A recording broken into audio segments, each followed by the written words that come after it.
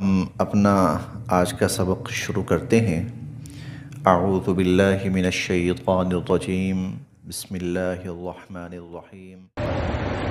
وَيَسْأَلُونَكَ، اور لوگ آپ سے پوچھتے ہیں، سوال کرتے ہیں، عن المحیض، عن بارے میں، المحیض حیض کے بارے میں۔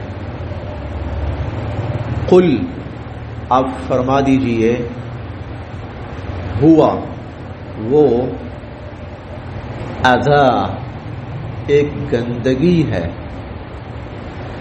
ہوا اذا وہ ایک گندگی ہے، فاعتزلوا پس تم الگ رہو، النساء عورتوں سے، بیویوں سے، فی المحیض حالت حیض میں، فاعتزلوا النساء فی المحیض پس تم حالت حیض میں بیویوں سے الگ رہو، ولا اور نہ، تقربوا قربت کرو، ہن ان سے، ولا تقربوہن اور ان سے قربت نہ کرو، حتی جب تک کہ یطہرن وہ پاک نہ ہو جائیں، ولا تقربوہن حتی یطہرن اور ان سے اس وقت تک قربت نہ کرو جب تک کہ وہ پاک نہ ہو جائیں،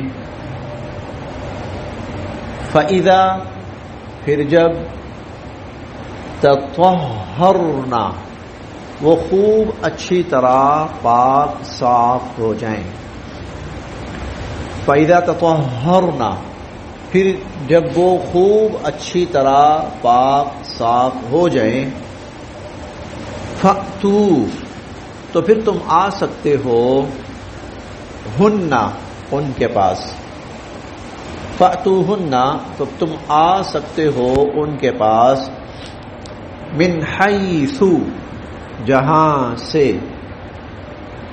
امارا حکم دیا ہے، کم تمہیں، اللہ تعالی نے، فَأْتُوهُنَّ تو تم آ سکتے ہو ان کے پاس، من حیث امرکم اللہ جہاں سے اللہ تعالی نے تمہیں حکم دیا ہے، ان بے شک اللہ تعالی یحب پسند فرماتے ہیں، التوابین توبہ کرنے والوں کو، ویحب اور پسند فرماتے ہیں، المتطہرین پاک صاف رہنے والوں کو، ویحب المتطہرین اور پاک صاف رہنے والوں کو پسند فرماتے ہیں۔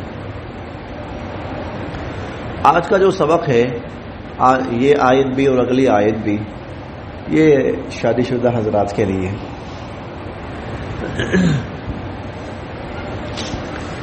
یہاں اللہ تعالیٰ نے عورت کی ایک ایسی کیفیت کا بیان فرمایا ہے جو کیفیت ماہانہ بنیادوں پر اس پر کچھ دن کے لیے طاری ہوتی ہے، یہ فطرتاً ہے، خلقتاً ہے اور فطرتاً ہے، یعنی عورت کی تخلیق اللہ رب العزت نے ایسی فرمائی ہے۔ یہ ایام ناپاکی کے ایام کہلاتے ہیں عورت کے لیے۔ ان ایام میں عورت کے لیے خود اپنی ذات پر کچھ پابندیاں ہیں اور کچھ پابندیاں مرد کے لیے ہیں۔ ان ایام میں عورت پر جو پابندیاں ہیں ان میں سے ایک یہ ہے کہ عورت نماز نہیں پڑھ سکتی، عورت روزہ نہیں رکھ سکتی، عورت اس حال میں عمرہ طواف نہیں کر سکتی، عورت اس حالت میں قرآن کریم نہیں پکڑ سکتی، مسجد میں داخل نہیں ہو سکتی، اور قرآن پاک ہاتھ سے بھی نہیں پکڑ سکتی، تلاوت بھی نہیں کر سکتی اور ہاتھ سے بھی نہیں پکڑ سکتی۔ یہ تو وہ پابندیاں ہیں جو عورت پر خود اپنی ذات سے ہیں۔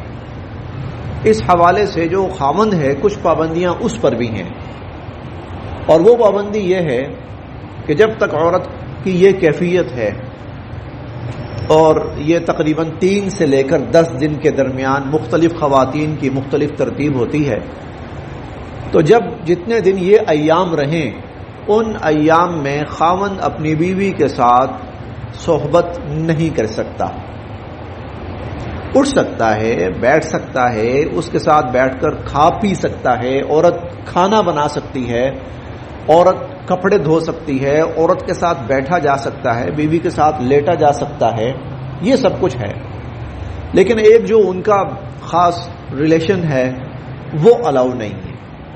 اس آیت میں اللہ رب العزت نے اس چیز سے منع فرمایا ہے۔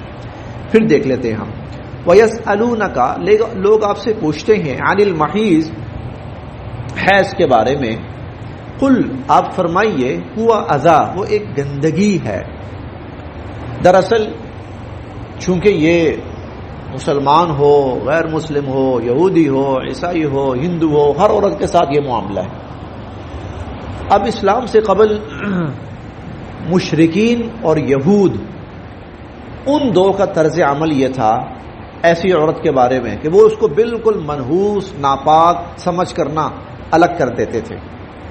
وہ عورت کہیں بیٹھ نہیں سکتی تھی مردوں کے ساتھ، کسی محفل میں کھا نہیں سکتی تھی، پکا نہیں سکتی تھی، بلکہ کچھ تو لوگ اس حوالے سے اس حد تک حد سے بڑھے ہوئے تھے کہ عورت کو وہ کسی الگ کمرے میں بند کر دیتے تھے کہ بھئی یہ جو تیرے دن ہے نا، تو ادھر ہی کھا، ادھر ہی پی، بس ہم سے الگ رہے، تیری گندگی کی نوست ہم پہ نہ پڑے۔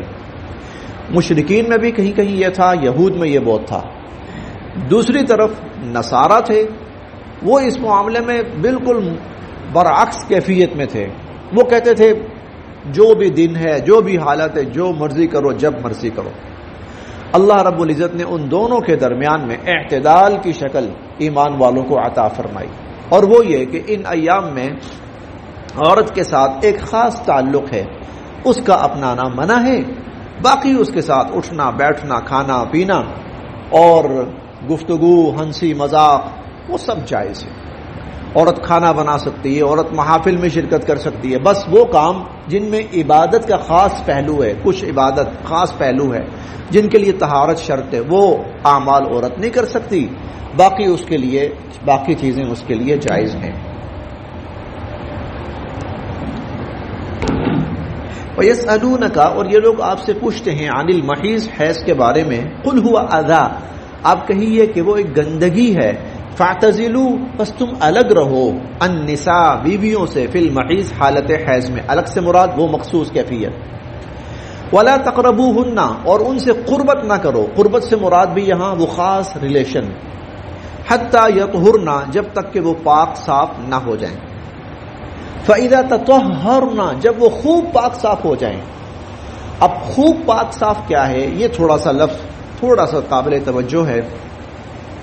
عورت اگر اس کی وہ کیفیت ختم ہو گئی ہے، عورت کی اگر وہ کیفیت ختم ہو گئی ہے لیکن ابھی اس نے غسل نہیں کیا، ایسی صورت میں مرد اگر اس کے ساتھ قربت کرنا چاہے تو کر سکتا ہے، کیونکہ وہ گندگی ختم ہو گئی ہے۔ لیکن زیادہ بہتر شکل یہ ہے کہ عورت غسل کر لے، پاک صاف ہو جائے، تاکہ ان دنوں میں عورت بسا اوقات غسل بھی نہیں کر پاتی، بسا اوقات تو جسمانی طور پر جو وہ لگی ہوئی ہے، گندگی وغیرہ لگی ہوئی ہے یا میل کچیل ہے، وہ بھی پاک صاف ہو جائے۔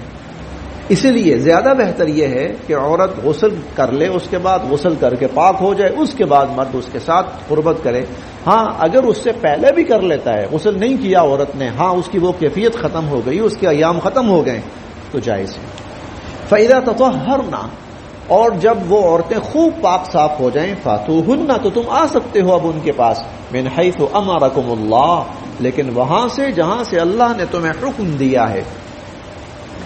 ان اللہ، بے شک اللہ تعالی، یحب، پسند فرماتے ہیں، التوابین، توبہ کرنے والوں کو، ویحب، اور پسند فرماتے ہیں، المتطہرین، پاک صاف رہنے والوں کو۔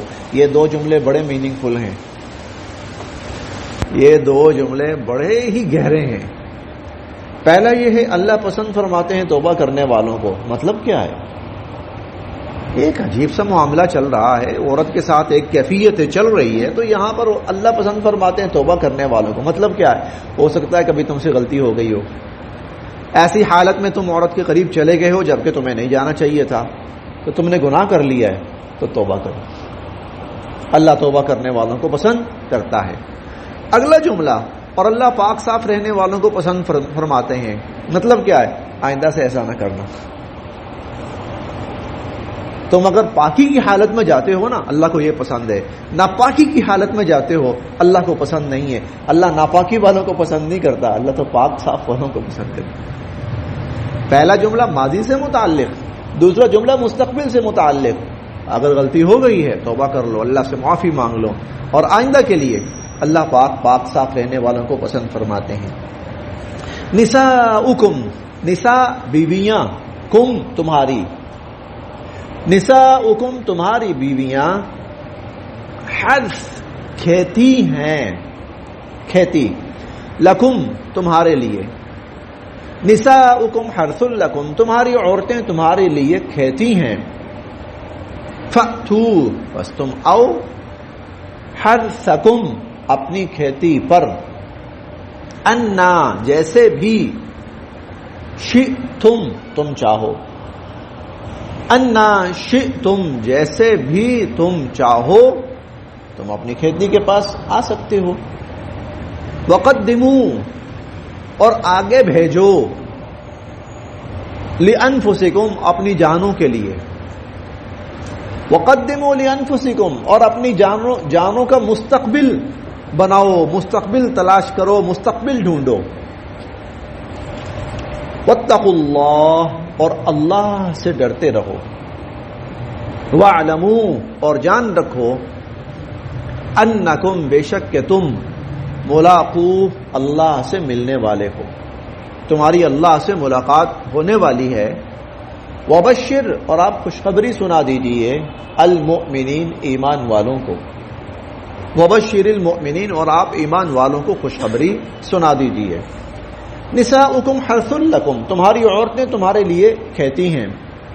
اللہ رب العزت نے اس جملے میں انسان کا جو ازدواجی رشتہ ہوتا ہے اس کا ایک بڑا مقصد بیان کیا، اور انسان کے ازدواجی رشتے کا ایک بڑا مقصد یہ ہے کہ اس سے نسل انسانی پیدا ہو، اولاد ہو، نسل انسانی پیدا ہو، یہ ازدواجی رشتے کا ایک بڑا مقصد ہے۔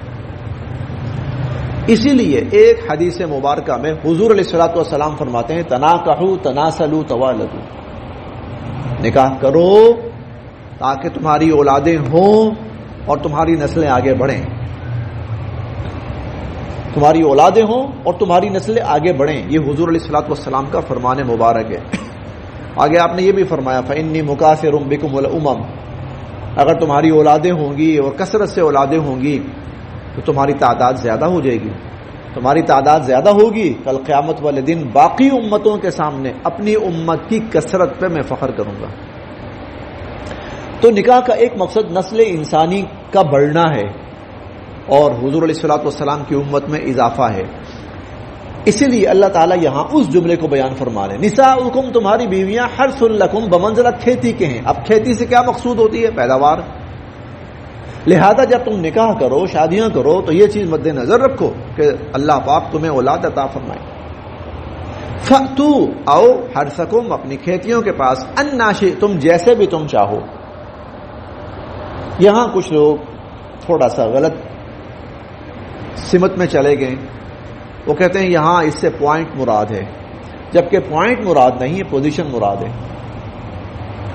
حرثک انا شئتم کا مطلب یہ نہیں کہ جہاں سے مرضی، وہ تو پچھلا جملہ بتا رہا ہے تمہاری عورتیں تمہارے لیے بمنزلہ کھیتی ہیں، اور کھیتی اسے کہتے ہیں جہاں سے پیداوار ہوتی ہے، اور عورت کی پیداوار اولاد ہے، اور اولاد کی ایک مخصوص جگہ ہے۔ تو اپنی کھیتیوں کے پاس آؤ، کھیتی جو ہے جہاں سے اولاد ہے تو وہاں پہ آؤ۔ کیسے آؤ؟ جیسے مرضی آؤ، یعنی جو مرضی پوزیشن اختیار کرو، جس مرضی پوزیشن سے کرو، کوئی اس میں پابندی نہیں ہے۔ فاتو حرثکم آؤ اپنی کھیتیوں کے پاس۔ جب حرث کا لفظ ہے نا تو یہ حرث کا لفظ ہی بتا رہا ہے کہ وہ ایک ہی جگہ ہے، وہ دو جگہ نہیں ہے۔ وقدموا لانفسکم، اور اپنے آگے کی فکر کرو. آگے سے مراد مستقبل، آگے سے مراد مستقبل. مستقبل سے مراد کیا ہے؟ بھائی اولاد پیدا ہوگی، یہ اولاد تمہارا مستقبل ہے، تمہارا فیوچر ہے تمہاری اولاد. واتقوا اللہ، اور اللہ سے ڈرتے رہو. کس بارے میں؟ کہیں غلط رخ پہ نہ چلا جانا. واتقوا اللہ، اللہ سے ڈرتے رہو، کہیں غلط رخ پہ نہ چلے جانا. واعلموا، اور جان رکھو، انکم ملاقوہ، کہ تم اللہ سے جا ملنے والے ہو. وبشر المؤمنین، اور اے نبی علیہ الصلوۃ والسلام ایمان والوں کو آپ بشارت اور خوشخبری سنا دیجئے کہ ایمان والے جب اللہ سے ملیں گے اللہ کے ہاں ان کے لیے رحمت اور برکت ہے. بس یہاں